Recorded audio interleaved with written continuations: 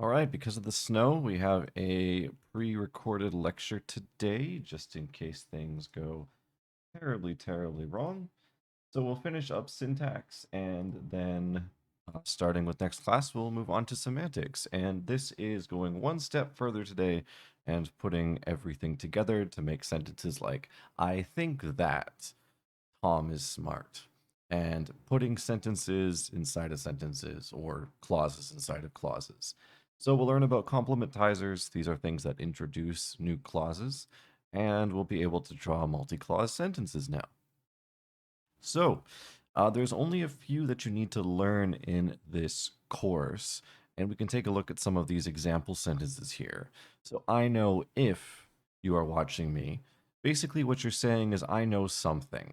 But instead of something being a noun phrase, like I know him, you can put an entire sentence in there. So I know you are watching me. So if you remove the complementizer, if, you just get a sentence that can stand alone. So that's how we know if something is a complementizer. Is it introducing a sentence that can stand alone? So Sean believes something. So Sean believes that his Tarkov run will be good. So if we remove the complementizer that, we just get his Tarkov run will be good, and that's a complete sentence. Here's another one. You get whether and whether or not as a single word. So Carlos investigated whether people lost their hair from stress. So if we take a look at this inner bit, people lost their hair from stress. That is a standalone sentence. So you're investigating something, you're investigating whether people lost their hair from stress. Now, some of these complementizers don't even need to be in there, they can just be empty. So we do that with a little circle with a line through it. That's the empty symbol. But we'll try to stick to sentences in our trees that actually have an overt complementizer in there. So the words like if, that, and whether are introducing clauses, and these are called complementizers. We label them with C. So in a tree, these usually hang out between the verb phrase and the tense phrase. Basically, know, believe, think, these are verbs that take an entire clause as a complement. So you can think of the complementizer as turning a sentence into a complement. So in our trees, we just do them as normal. So the tree for I know and I know something will look very similar to this. But now it'll be I know that. So we'll have a new complementizer here, and then we'll be building a smaller sentence or a smaller TP inside of it. So this is really just linking two things together that you already know how to make with a complementizer. So let's see this in action. Sherry believed that a trip would be good. So we could start by building our inner sentence, a trip would be good. And this is exactly like you would do if you have a sentence on its own.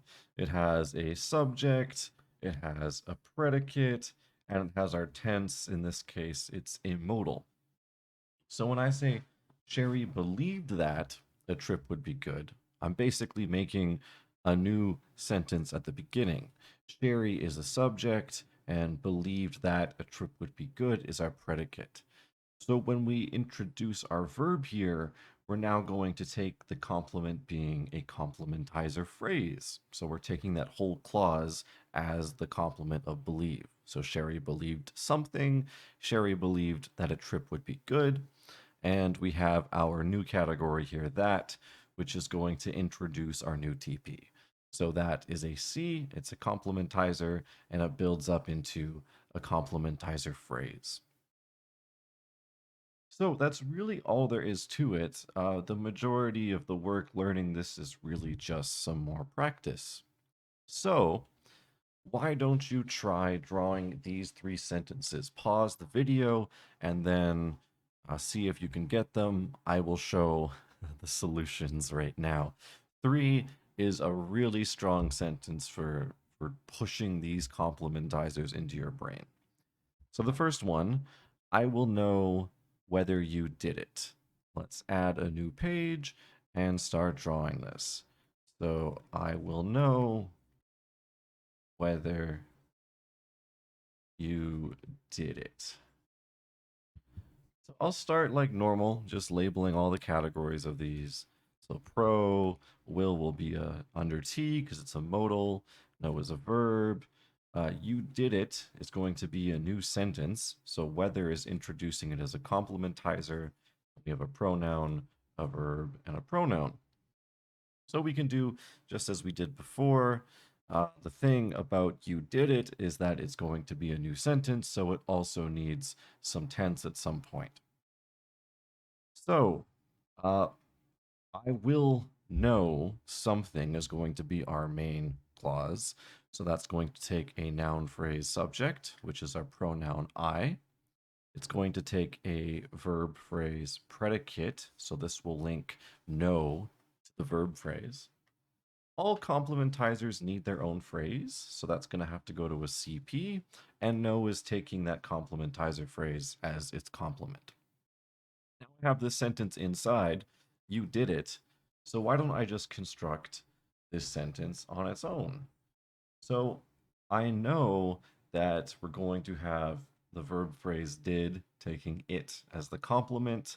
I know that every little sentence here needs a noun phrase subject and a verb phrase predicate. And then because this is a TP, it needs tense. It's going to be plus past because the verb here is in past tense. Now the complementizer will simply take our new inner clause as its complement. So we get the sentence, I will know whether you did it. And our new thing here is taking whether to connect our two tense phrases together. So the second sentence is I can believe that. Now, I am not trying to trick you here, but it's important to remember the categories of words and how they work. So in this case, that is not going to be a complementizer. We have a pronoun, a modal can, a verb believe, but this, that is acting as a pronoun. I can believe that, and that's something in the real world. So this does not have a complementizer in it, but we can still draw a tree for it.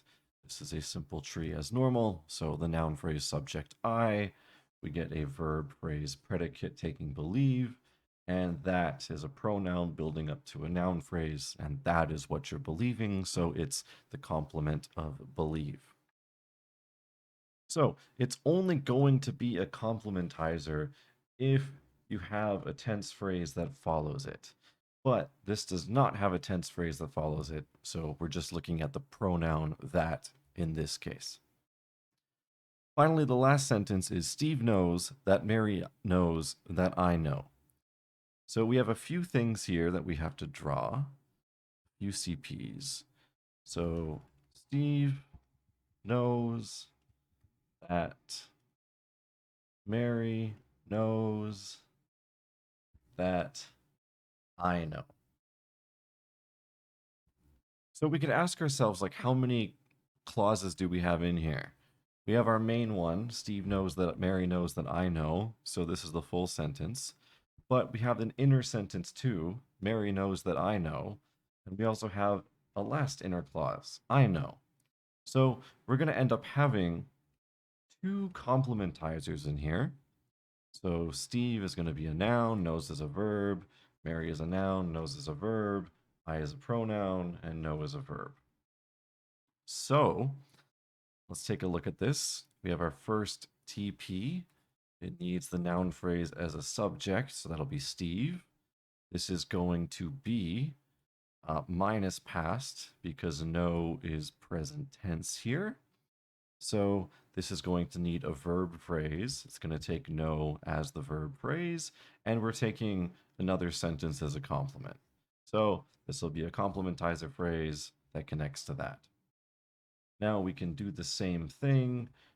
We know that we're going to need a subject and predicate for our inner TP. And this is also going to be minus past because we're looking at knows again. So I forgot a label there. Noun phrase subject, verb phrase predicate, and the complementizer phrase is taking the TP as its complement.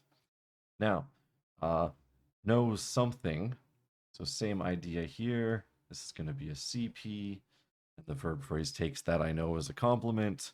So now we just need to build one more inner TP here with I know, which is also minus past. It's not new.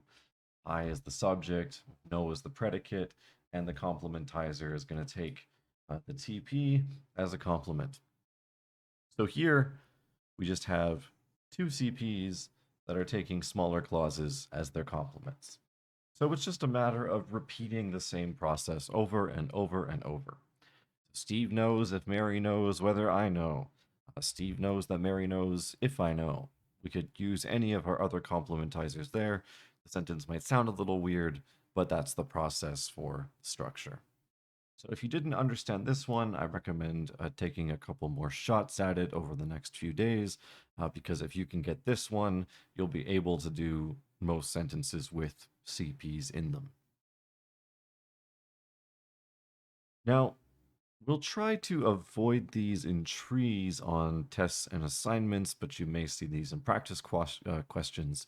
You can have CPs as subjects. So we just saw them as objects, know something. But in this case, you can have sentences like, that you love me excites me. Now, before I took a linguistics course, I didn't really hear people talk like this. It's actually quite rare that people do say things like this in casual conversation, but in more formal language, this definitely does come up. So in this case, instead of just having a noun phrase as a subject, you can have a whole clause, a whole complementizer phrase, that you love me as a subject. So it looks the same as it does before. It's a complementizer that introduces a little sentence inside, you love me. It acts as the subject, and then you have excites me as the predicate of the main clause. So nothing too different here. It's just the position of the complementizer phrase is different than in the believe category.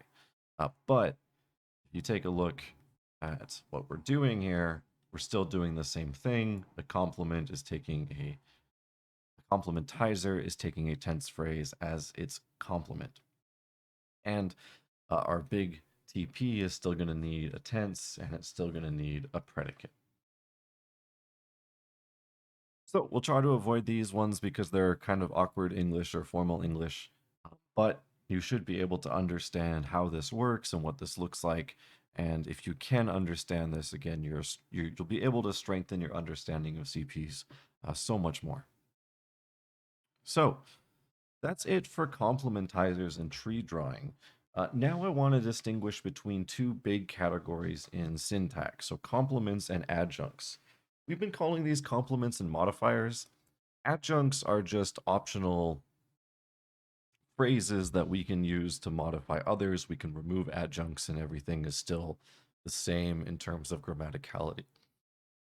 So there's some tests that we can do to distinguish between them, which might help with previous trees. In hindsight, I probably should have introduced this earlier, but this flows really well into upper division syntax, which I just want to show off at the end. We're not going to do it, but I want you to see where things go from here. So complements are phrases that are required. So they usually can't be removed, and in English, complements come after heads. So let's say we have the verb saw. You see something. There's intransitive saw, and then there's transitive saw. So when you have transitive saw, what you have is you have a seer sees, and then you have something being seen. So seer sees the scene. So this scene here is required by the verb if you have transitive see, so that's a complement. In the case of devoured, again, we can't just say I devoured. It sounds awkward in English, so you need to have a complement after it. In terms of the word give, this is an example, again, looking back at previous lecture notes of a ditransitive verb. It needs two objects. So you have to give someone something. So you have a giver, you have a recipient, and you have a thing being given. In terms of modals, well, these usually have complements as well. So should go, or in the case of auxiliaries, you have was going. An auxiliary, a helping verb, needs to have a main verb to support. So adjuncts are different. With adjuncts, you can always remove them and it's still grammatical. So if you were going to say, I'm having a happy day, this is an adjective, you could always just say, I'm having a day. The meaning changes a little bit, but it's still grammatical. So adjectives are usually adjuncts. Right into the wall, we can just say into the wall, and that's still grammatical. So this is a qualifier. Qualifiers are examples of adjuncts. He is surprisingly stupid. So here we have another qualifier that's modifying our adjective stupid.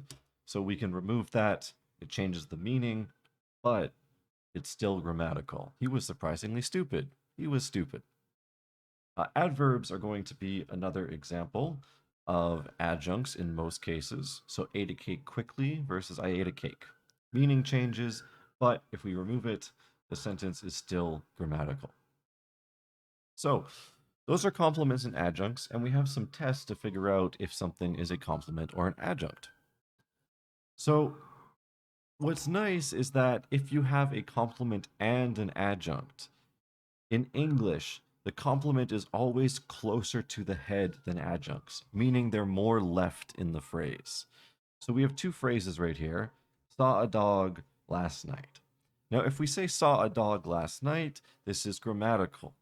And we can assume there's some order here where we have complement adjuncts. Maybe they're both adjuncts. We don't know. But if we switch the order and I say, we saw last night a dog, ooh, this doesn't sound like a normal thing that speakers say. So, because we have an adjunct here closer to the head saw than the complement, a dog, uh, we can say, okay, these are not both adjuncts. One of these is a complement, and the one that has to be closer to the head, a dog, is going to be the complement here. We can't simply just switch the order around and maintain grammaticality. On the other hand, if we have multiple adjuncts, so let's say we ate in the morning last week, in the morning is an adjunct, last week is an adjunct, they're both modifying ate. Well, in the case of adjuncts, we can move them around and the meaning, or at least one of the meanings, can still be maintained. So I can say I ate in the morning last week, or I can say I ate last week in the morning. These are both grammatical sentences, so we know that these are both adjuncts that can be swapped around in position. Adjuncts are the only things that can do this. So let's say you have a sentence on your own and you're trying to figure out whether you have a complement or adjunct. So let's say I have a sentence like, I donated blood to the bank last week. And there's a few different phrases here. So we have blood, we have to the bank, and we have last week. What we just did last week, uh, let's say yesterday. So similar meaning, but different word. So what we can do is we can ask ourselves, is blood going to be a complement or is it going to be an adjunct? In fact, let me just take this and put this on a new page just so we have some room to play around with some different sentences. So if this was an adjunct, we would be able to move it around. So I donated to the bank yesterday blood. I donated to the bank yesterday blood. If we get the intonation right, this doesn't sound bad, but it's certainly not as good as I donated blood to the bank. So because we can't move this further away, we know this has to be closer to the head. So this is going to be a complement. What about these two, to the bank and yesterday? So let's start with to the bank. Is to the bank an adjunct? And why don't we ask yesterday at the same time? Is yesterday also an adjunct? So let's try swapping these around. We know something already. We know that blood, I donated blood, is a compliment. It has to be close to the head. So let's switch these around. I donated blood yesterday to the bank. I donated blood yesterday to the bank. This sounds okay. There's nothing really weird about this. We can swap the positions of them, and this leads us to believe that they're both adjuncts. So whether or not we have yesterday then to the bank, or we have to the bank then yesterday, either of these are grammatical, so we know those two are going to be complements. Sorry, those two are going to be adjuncts. And blood is going to be our only complement. So with that being said, I want you to try to figure out whether these underlined phrases are complements or adjuncts. So in order to figure this out, you may have to introduce an adjunct that you know is an adjunct. So maybe you have a word like yesterday that is pretty much always going to be an adjunct that you can add in to do some tests. So Vin Diesel stole my Lamborghini and made a new show with it. So my Lamborghini, if it's a compliment, so let's say it's a compliment, then if we put yesterday after it, it should be fine. But if we switch the order of yesterday and my Lamborghini, it should be weird. So Vin Diesel stole yesterday my Lamborghini. That sounds bad. So because we can't swap my Lamborghini and yesterday, in this case, if we're adding an extra one to do the test, we know it cannot be an adjunct. It must be a complement. We could also try, well, removing it doesn't necessarily work in this case because stole can be transitive or intransitive. Made a new show with it. So I think this is an adjunct. Why do I think this is an adjunct? Because we can remove new and the sentence is still grammatical. I made a new show with it. I also know that adjectives are extra descriptors. So new is an adjective, so it's probably an adjunct. Okay. I made a new show with it yesterday. Well, I'm going to put yesterday in there just for another test. So I made a new show with it yesterday. I made a new show yesterday with it. Yeah, both of those are fine. So with it is going to be an adjunct. And if we think about the categories of this, this is just a prepositional phrase that's modifying made. Okay, it was my parents who were truly afraid of getting lost alone in the dark. So I think my parents is a compliment because if I remove it, the sentence is ungrammatical. It was who were truly afraid of getting lost alone in the dark. Yeah, that doesn't work. We have to keep my parents in there, so it's a compliment. So, who were truly afraid. So, afraid is an adjective, truly is a qualifier. So, just by the sake of having a qualifier, we can remove it. It's optional. So, this is going to be an adjunct. Lost alone in the dark. So what I'm going to do here, because I have two back to back, is I'm just going to assume they're adjuncts and I'm going to see if I can swap them and it's grammatical. So afraid of getting lost alone in the dark. Afraid of getting lost in the dark alone. Yeah, both of those are totally fine. So these are both going to be adjuncts because we can swap the positions around. So those are the questions on complements and adjuncts. Hopefully, if you didn't get it, you can go back and try some of the tests. Do pick your favorite adjunct that you can play with when you do these tests for after verbs, because if you have one and you know how to do the test, you can rarely ever be wrong just by trying to swap the positions and checking grammaticality. And if you're unsure, you can always ask me or one of our TAs, and we'll tell you whether or not the sentence is good. So where does this go? Well, in LING 322 syntax, our upper division syntax course, you learn this new theory called X-bar theory. And what we've been doing in this course is saying that we can have a tree that has three or more branches coming out of it. So a TP goes to an NP, a T, and a VP. Well, in X-bar theory, we cannot do this. We can only ever have two things coming out of a node. So we introduce what are called bar levels. And these bar levels are like intermediate steps that allow us to break every uh, node up into exactly two branches. And in order to tell the positions of certain things, uh, we put them at different bar levels. So, for example, specifiers attach to the phrase and the bar level. That tells us that something is a specifier. If we have an adjunct, it occurs between two bar levels. So essentially what's happening here is if we remove an adjunct, then these two bar levels merge and just become one bar. And adjuncts can be on either side, and you'll see that they're between two different bar levels.